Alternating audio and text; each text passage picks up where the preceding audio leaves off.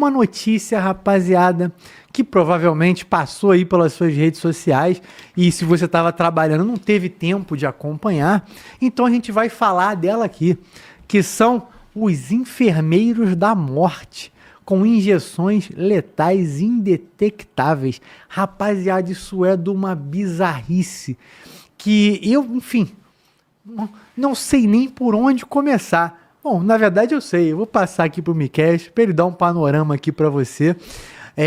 Eu acho que a gente tem algumas fotos sobre o caso aqui, né, Mano Walter? Para deixar aqui rodando. Mas que loucura, gente, que loucura. Isso aqui é Brasil. O Miquel vai explicar um pouco para você e depois a gente vai passar a palavra aqui, Carcará, Cobre Túlio, vamos comentar um pouco essa notícia aí, porque, rapaziada, até que ponto a gente vai chegar, né? Vamos lá, Miquel, explica pra gente quem são aí os enfermeiros da morte. Tô botando entre aspas, porque são técnicos de enfermagem. Daqui a pouco vem alguém, hoje em dia a gente tem que cuidar do chat, né?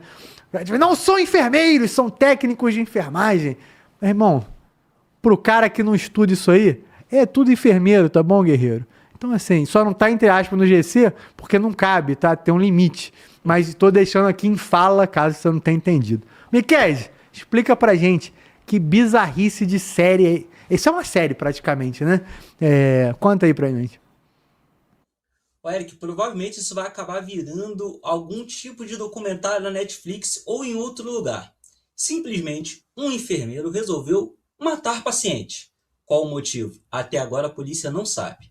E o pior disso tudo tratavam-se de pacientes sem nenhuma conexão, alguns pacientes em estados clínicos diferentes, não se tratava ali necessariamente de um paciente já em estado terminal, e simplesmente esse cara ele resolveu entrar no sistema, alterar as medicações que deveriam ser dadas aos pacientes, e ele ia lá, injetava e ficava olhando, esperando aquele paciente ter uma parada cardíaca. E quando aquele paciente tinha parada cardíaca, ele ainda fingia que estava tentando salvar a pessoa.